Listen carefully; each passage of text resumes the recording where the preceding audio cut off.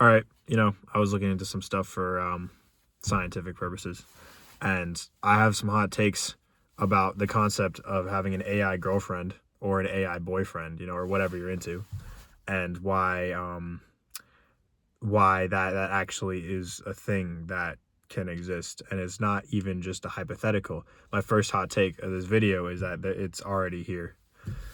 And yeah, I mean, let's talk about ChatGPT, and let's ask some kind of uncomfortable questions, because here's the thing, right? Most people I know use ChatGPT for one of two reasons. Like, they use it for work or to like cheat in school or something, like, or whatever. Like, it's crazy how much like it can do. I'm kind of glad I'm out of school because like I don't even know anymore. It's a mess. And I was a teaching assistant, so it's like we had to deal with AI, and it's just kind of a headache. But anyway, yeah. So a lot of people use it to get answers to like academic questions, right? Or to use it at work. Like I use it for whatever. Like you use it for work, use it for job hunting, you use it for whatever. But then some people also use it more like a therapist, in the sense that they come to ChatGPT with their problems, and they're like, oh, I don't know, I just had a fight with my friend, I just had a fight with my partner or something. Like, what do you suggest? Like, what should I do? What should I say? Like, I'm feeling under the weather today. What should I do? That's kind of like using it as a therapist, because there's kind of an emotional support role there.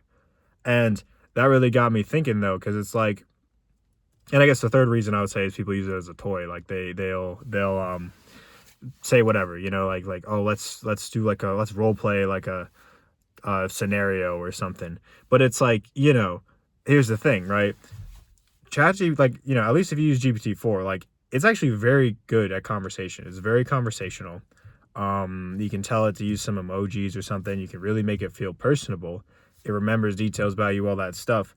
And yeah, it just keeps going. Like, you can say, whatever you want, all sorts of stuff, and it actually talks like a person. And that's like something that I would say it's actually indistinguishable from a person, to be honest. I mean, it is like, I mean, it tends to be a bit corny, like its sense of humor is a bit corny, like all this stuff, because it has to be very safe, and it has content filters. But let's be honest though, like, I mean, AI girlfriends, AI boyfriends. I'm just gonna talk about girlfriends in this video. Like, let's be honest. Like, if you're talking to someone who's like, like really attractive, like, are you that concerned with, like, if they have a corny sense of humor? Like, I'm telling you, most of you guys out here do not care. Like, if they have a really corny sense of humor or whatever, like they're kind of quirky, like, you don't care. So like that's kind of the case here. And it's like, and we're just talking about GPT, and I'll get into other stuff in a minute, but that's the thing. You can tell it to use emojis to be more personable. You can tell it to have a different tone. So it's like, in just with just a tiny bit of prompt engineering, not even that much, you can already get it acting like you're like a romantic partner. And the thing is, I really don't think the brain can tell the difference. It'd be like, all right, Jaden, like, like, that's not possible or whatever because of this, and that, right? I mean, first of all, yeah, okay, GPT itself has like content filters on it, so you can't really, you can't get explicit with it, for example. But then people make custom GPTs, and they would make like custom AIs that are just designed to actually act like a girlfriend. Like, I was looking around at some stuff for, for scientific reasons, obviously. And of course, this is a product already. Like, they have ones that you can buy. They have models you can buy for like, or rather, you can rent it for like $80 a month, or like some crazy high prices. Of course, it's high priced because they're trying to capitalize off of lonely people. And you can buy this thing, and you say, well, okay, Jaden, like, an AI partner would never work because, like, a person, like, like, it's not just there. A person's not just there whenever you need them. Like, a person will reach out to you, and there's like so much spontaneity with a real person. And it's like this AI, partner that I was looking at, literally, like, it will reach out to you. Like, it will text you throughout the day. It's crazy. It will text you throughout the day. And obviously it's an AI, so it learns based on what you're saying, like what sense of humor you have, what you like to talk about, and all this stuff. So it'll ask you questions. You can give it, an identity. You can give it a job, a family, whatever. You can give it like whatever you want. So you can really get into it and build this character like a sim. You say, okay, like, point number two, like, all right, Jaden, well, you're still gonna, be able to tell the difference with the way it talks. It starts talking weird. And it's like, no, use GPT-4 for a minute. I'm telling you, it doesn't talk weird. It talks normal. Um, the if you've seen the AI art stuff, like whatever, and I'm not really a big proponent of AI content in general, but I'm just to illustrate a point. Like if you've seen the progression of AI, or a good one's AI voices actually. AI voices, remember chatbots back in like 2015 were just cartoonishly bad. It sounded like a robot. Like people used to make memes with like the stupid like Macintosh voice or whatever.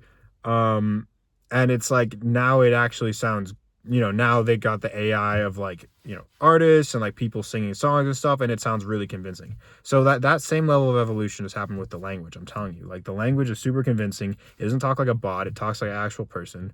Try it out yourself if you don't believe me.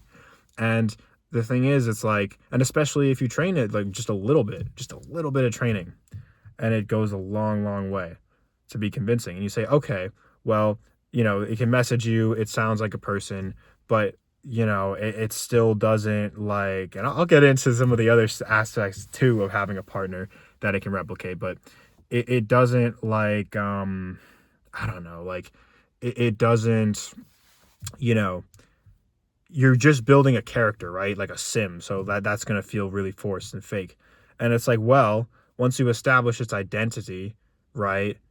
Like like I said, you can just talk to it naturally. And the thing is, the emotions in the brain are pretty much the same because what happens when you're texting a person, right? You're texting a person and you get responses from them, right? Long distance relationships exist. So and they're not perfect, but they exist and people enjoy them. And it's like, yeah, you have relationships where you're literally just texting someone, or actually the voice is really good. Like GPT has a voice now that's like several voices you can choose from, and you can literally have a phone call with it. So that's pretty crazy. Um, and it's like, all right, Jaden, like get to the point. Well, the point is this: you can literally have a phone call with it. You can do all this stuff. You can talk to it like a real person. So therefore, like I'm saying, yeah, it can literally be like, if you want to have an AI girlfriend, there you go. Go if you don't like if ChatGPT is not good enough for you, go buy the $80 a month one, and say, well, okay, but there are only 2 points I can actually see that are valid against it being possible. One is that kind of relationship would not have physical intimacy, and two, because you're talking to a bot, like it's gonna take you out of the immersion, right? Let's tackle. All right, for number one, that's actually kind of a valid point. I mean, actually, you could get really weird about it if you got like like an android body or something. But we're not quite there yet. Fair enough. But you would just have to. But that's the thing, long distance relationships, right? So you just have to sacrifice that. You say, well, a long distance relationship, you have the hope of actually one day meeting them. Well, if you want to get technical about it, like someday the technology will be there where you could have like a like a like a model or like something weird, like something super weird, but you could do it. So you also have that kind of hope in a AI like artificial relationship. So let's go on to number two. You're talking to a bot. That's a pretty good point. But guess what? People stay in unhealthy, uncertain, and toxic relationships all the time. Like, unfortunately, it's true. People stay in relationships where the person is basically just, all sorts of things like lying or manipulating to them or whatever. Or sometimes, like, people will talk to someone. Here's one thing, right? Sometimes people will talk to someone that they're not even that attracted to just because they want the feeling of being in a relationship. And it's like, that's kind of a fake relationship, in my opinion, because it's not really authentic. You're only being performative. You're only saying what the other person wants to hear because you want to, basically you want to feel like cared about. You want to feel like romantic love. Well, how's that any different from talking to an AI that is not real, but you're like, you know what? Like maybe I feel a little guilty, but I'm gonna do it anyway. And I'm telling you, people are gonna start doing this, man. I'm telling you, like bookmark, stamp, whatever. Like I'm telling you, people are gonna start doing this. Everyone says, our AI girlfriends in the future. I'm like, no, they're already here right now in 2025. Do 10 minutes of digging and you'll find it. And it's crazy because like the implication of this are absolutely nuts. Like, I don't know if you guys have ever like seen or heard of the movie Her. I haven't actually with Joaquin Phoenix. I haven't actually watched it, but it looks pretty good. I'm probably gonna check it out. Um, yeah. So that's basically about that, right? Like, it was made 10 years ago. It was made in 2013, I believe. And it's this guy who falls in love with an AI, a really sophisticated AI voice on his phone. And I'm like, that's not even science fiction anymore. That's literally just like romantic fiction about real life. You know what I'm saying? Like, that's already possible. That's what I'm trying to argue in this video. Like, it's already doable. And the implications are crazy because it's like, you know, like, I don't know, like people might just start actually doing that. Like, that's an option, that's an option. And the thing about AI girlfriend, the advantage is that it's always there. Like, you don't have to deal with like, people in real life, they get busy with like work or something like that, or there are mismatches in relationship ideas, right? One person wants a serious relationship, the other person just wants a fling or something, and it's just a mess and it's just terrible. And I think we can all agree that like, you know, dating just comes with so much uncertainty, and sometimes it can be really hard. And it's like, it's almost like the temptation of a drug. It's like, well, listen, what if you could get the exact same, like, what if you could talk to a bot that literally has a personality like a person? It has jokes, it has humor, it tells you all these nice things about yourself, but it's not like, it doesn't, it sounds like a real person. Like, if you were to blindfold, it not blindfold, but if you were to just read those messages under, like, on the iMessage app, like some screenshots, I swear you would think it's a real person talking. There's no difference. So why wouldn't people just choose that, right? And wouldn't market forces dictate that people would actually just choose that because that's easier? Obviously not everyone. And the only trade-offs it has are that you can't get like the physical intimacy of it, and you can't get like the you can't get like the you don't, that it's a bot, right? Those are the only two downsides I can think of that are actually valid. And with the physical intimacy, look, people read books, they watch movies, they sit back and write fan fiction or whatever. People love to imagine stuff. You could literally be talking, because here's the thing, you can't be physically intimate with ChatGPT or whatever, but you can sure as hell like talk to it about what you want it to do, or like imagining scenarios, and it will fully placate you. It doesn't just immediately validate you. It'll be like, oh, like, I don't know, like, oh, that's such a humble request. Like, the glazing is crazy. ChatGPT will, this is not even just with the AI girlfriend thing, but in general, ChatGPT will glaze you so hard. So it's like, it's very good at that. So yeah, like, it's literally possible. I just kind of had the epiphany today. I was like, like, holy crap, like, we're already, welcome to the future. Like, AI girlfriends are already here, AI boyfriends, AI, like, whatever you're into, like, you can come up with whatever strange relationship you want, like, and you don't have to care about society judging you for it because you're just walking around with your AirPods in. Everyone thinks you're talking to a real person. Meanwhile, you're just like total fantasy, but you've made it real. It's crazy. And all of you, I swear, all you like younger viewers, really young, I'm talking like still in high school or college or something, because I'm obviously not that old, but all you younger viewers would probably be like, oh man, like, I'd rather go out and like, risk getting my heart broken and go out and just, you know, get the real thing. I'm idealistic because I'm young and I've never had to pay any bills. Like, I never had to go through heartbreak. Like, I'm idealistic and I want to just do it for myself. Okay. But, I think the rest of us adults are sitting back here saying like, hey, life is kind of hard. Like, wouldn't it be easy? Wouldn't it be nice if you could just, turn off all of that pain and all of that, all those letdowns, and just, you know, and especially unless you're on a very long, whatever, you're on a dry spell, you're on whatever, you're failing at whatever you want to get. And wouldn't it be easy if you could have some comfort and you just kind of slip into it? I'm telling you, this is a very dangerous revelation that I got for you guys here.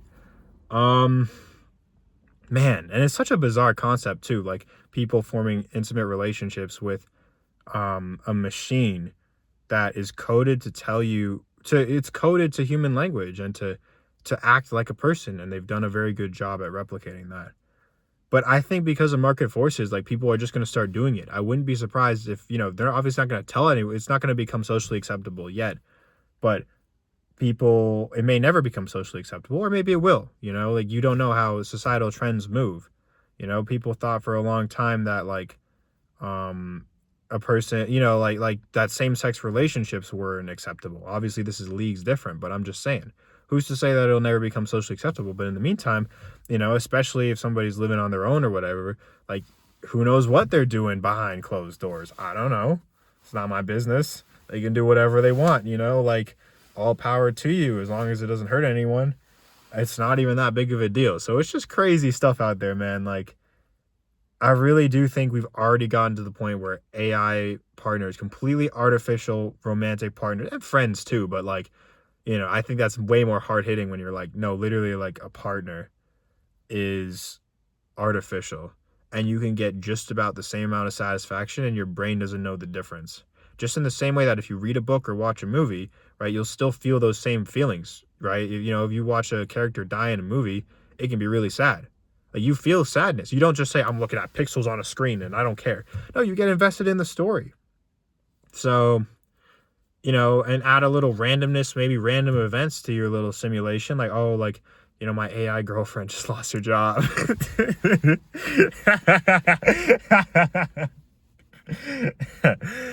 Oh my God, man. I think these next few decades are going to get kind of weird. Like, what we could do is just reject all this technology and be like, let's go back to simpler times, which, low key, like hot take of mine is that we should. We're playing around with Pandora's box here. But if, the people running our society insist on constant progress and they want that GDP to go up, and you got Elon Musk and OpenAI, Sam Altman, and all these people who are actually, in control of progress, and they're kind of leading these big companies, and they're trying to have an arms race for AI. And I'm like, all right, you're going to get a lot of weird side effects of that. I'm telling you, the 2030s, 40s, 50s, we're going to see some, it might be cool. It might be cool, like to see all this sci-fi stuff, but it's going to be weird. It's going to change people. It's not going to be, there's just no way to predict how it's going to go. I mean, already we've gotten some pretty cool stuff. I don't know about you. I think that the AI voice memes like are really funny. The AI voice songs are, like those can be fun. There are unexpected good ways people use it. Overall, I'm not a fan of AI, but there are some good ways people use it. Funny ways, interesting ways that you would have expected. Really dumb memes that are just really fun and enjoyable. But yeah, that's just, I don't know. I don't know what the point of this video is other than to say that, like, to put the word out there that if you want to go get yourself an AI girlfriend or an AI boyfriend, like, go do it, because you can do it. You don't have to wait. I mean, I would suggest, in the same way that I would suggest that someone doesn't, spend all their time, like, I would suggest that it's always better to seek out real world things. But to be honest with you, like, I can totally understand why someone would make the decision to switch to an AI partner. I totally get it. Especially depending on people's life circumstances. Not everyone is just young and optimistic and thinks that everything's going to work out. So, yeah, I don't know. This is a fun topic. I'm going to end the video now. See ya.